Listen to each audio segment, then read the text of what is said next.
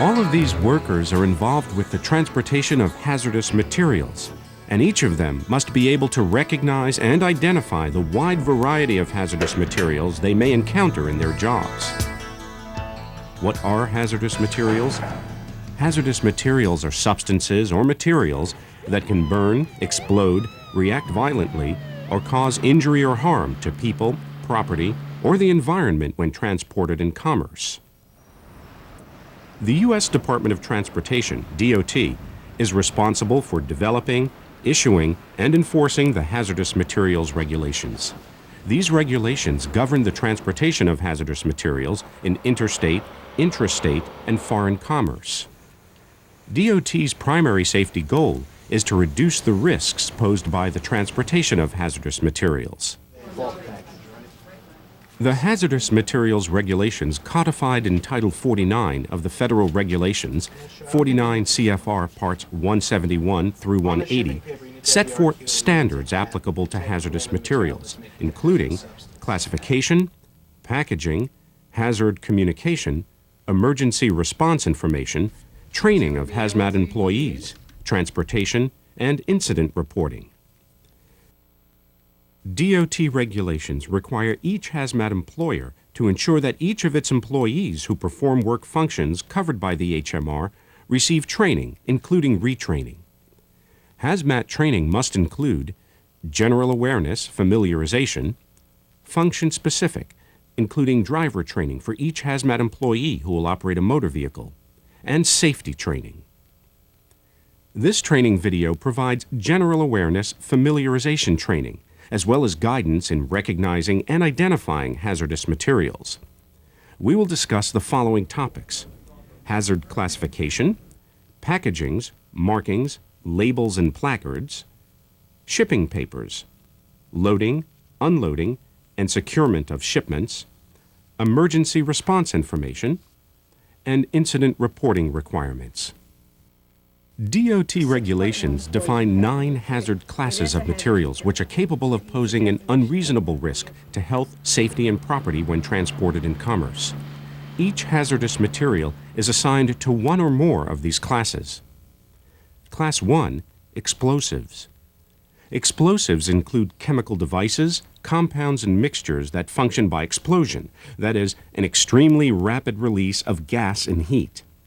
Explosives include products such as model rocket engines, fireworks, small arms ammunition, and dynamite. Class 2, gases. Class 2 is broken down into 3 divisions. Division 2.1 is flammable gas, such as acetylene. Division 2.2 is non-flammable compressed gas, such as nitrogen. Division 2.3 is poisonous gas, such as chlorine. Class 3, flammable and combustible liquids. Class 3 materials and their vapors are highly flammable. Gasoline, some paints, and lighter fluid are familiar examples of this hazard class. Class 4 is divided into 3 divisions. Division 4.1, flammable solids such as matches. Division 4.2, spontaneously combustible materials such as phosphorus. Division 4.3, dangerous when wet materials such as sodium.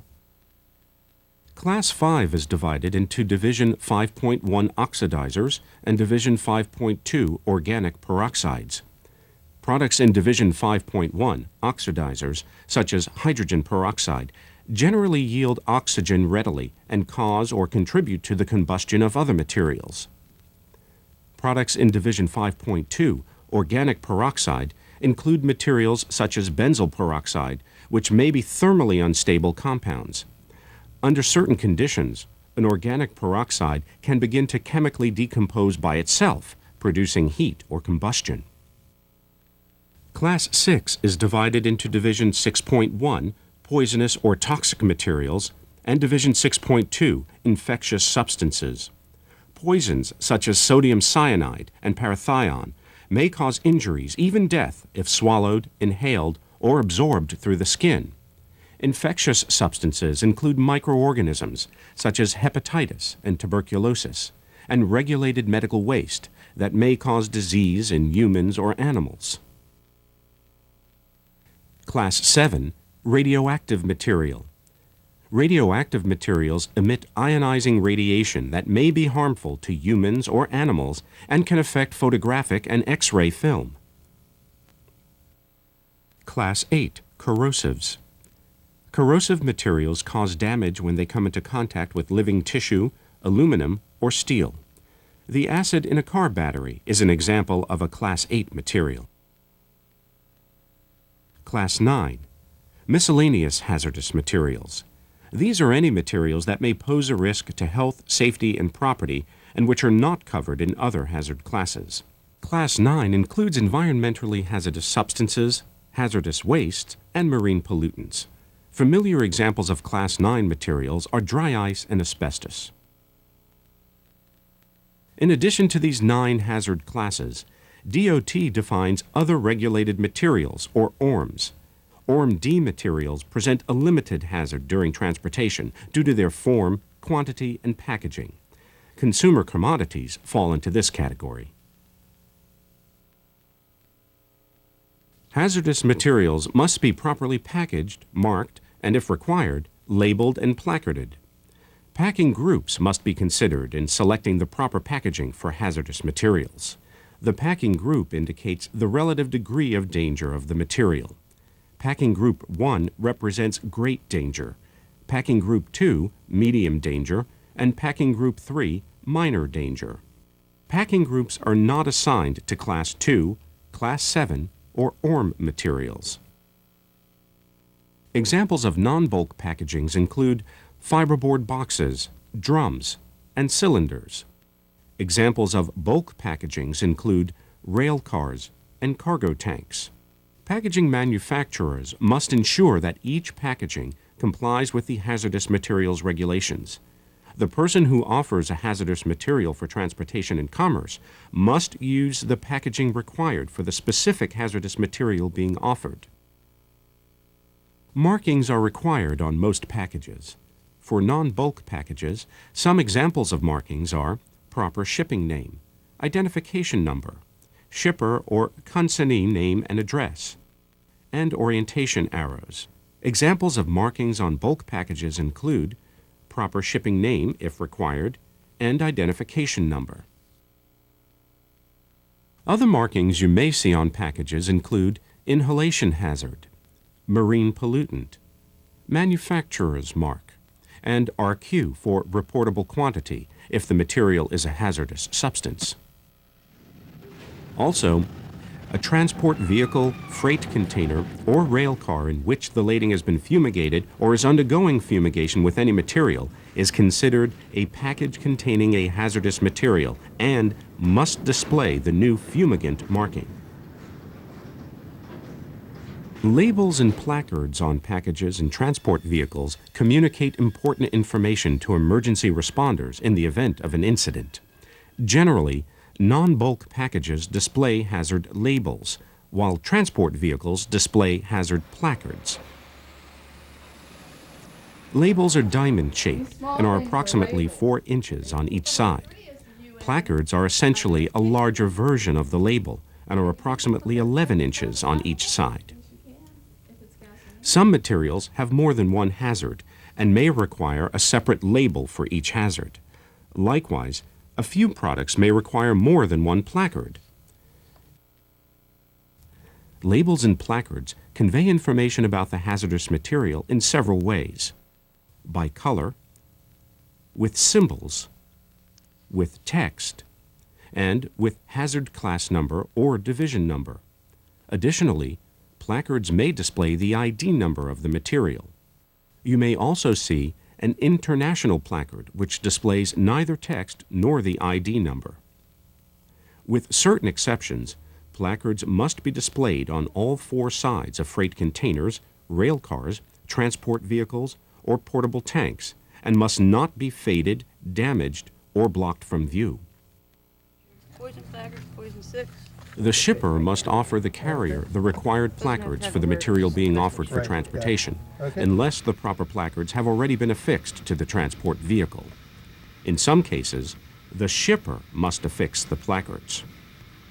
Most hazardous materials must be described on a shipping paper. Shipping papers communicate the hazards of the material and must include the following information: proper shipping name, hazard class or division, identification number, and packing group if assigned. This is known as the basic description. The information must be listed in this order, spelled correctly, and only DOT-authorized abbreviations may be used. An emergency response telephone number must be noted on the shipping paper. The shipping paper must show the quantity of the material by weight, volume, or other unit of measure. Additional information may be required on the shipping paper. For example, DOT exemption number if the material is being shipped under an exemption, and RQ if applicable. Other additional information which may be required on the shipping paper includes limited quantity, poison inhalation hazard, and zone A, B, C, or D as appropriate, technical name or names of contents, radioactive material, hazardous substance constituents, and residue last contained. Non-regulatory information concerning the material, such as brand or trade name, may be included, but must be listed after the required DOT hazardous material description. If a shipment contains both hazardous and non-hazardous materials, the hazardous material must be entered on the shipping paper in one of the following ways. 1. The hazardous material must be listed first, or 2. It must be printed or highlighted in a contrasting color, or 3. It must be identified by an X or RQ if appropriate in a column headed HM. Complete and accurate information on the shipping paper is critical for effective emergency response. Emergency response information must be available at all times while the hazardous material is in transportation, including storage, loading, and unloading incidental to transportation. This emergency response information may be in the form of a guide, such as the North American Emergency Response Guidebook, or other documents, such as a material safety data sheet that include the required emergency response information. As mentioned previously, an emergency response telephone number must appear on the shipping paper.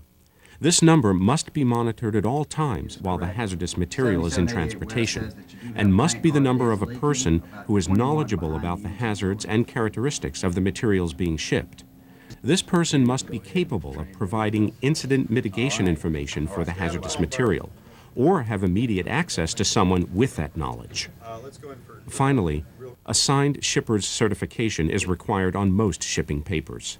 The person who signs the shipping paper certifies that the information is complete and accurate, and that the materials have been prepared for transportation in accordance with DOT regulations. Did you just pick a load up? Doing the pesticides again, huh? Proper loading and securement are essential elements in the safe transportation of hazardous materials. Incompatible hazardous materials may not be loaded or stored next to each other.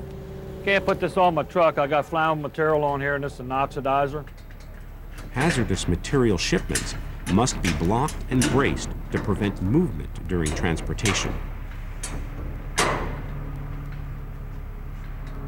Despite all precautions, accidents do happen.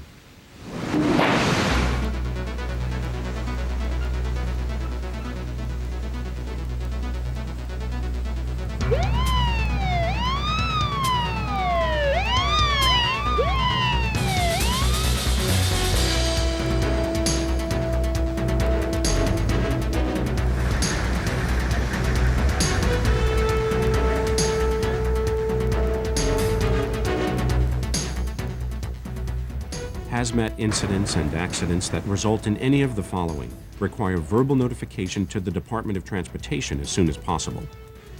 Death or injury requiring hospitalization. Damage greater than $50,000. An evacuation of the general public that lasts an hour or more. Shutdown of a major facility or transportation artery for an hour or more. Or change in the operational flight pattern or routine of an aircraft. Report these incidents and accidents to the National Response Center at 1-800-424-8802 and follow up with a written report within 30 days. A written report is also required for any incident involving the release of a hazardous material, regardless of the seriousness of the incident. This video is not all-inclusive. We have not discussed exceptions for materials of trade, agricultural operations, limited quantities, other regulated materials, consumer commodities, material-specific and operational-specific requirements. Remember, you must also complete function-specific training and safety training, as well as driver training if you will be operating a motor vehicle transporting hazardous materials. The responsibilities for hazmat safety are shared by everyone who handles hazmat shipments, from the shipper to the carrier. Training is the best means of preventing hazardous materials incidents, and hazmat safety begins with you.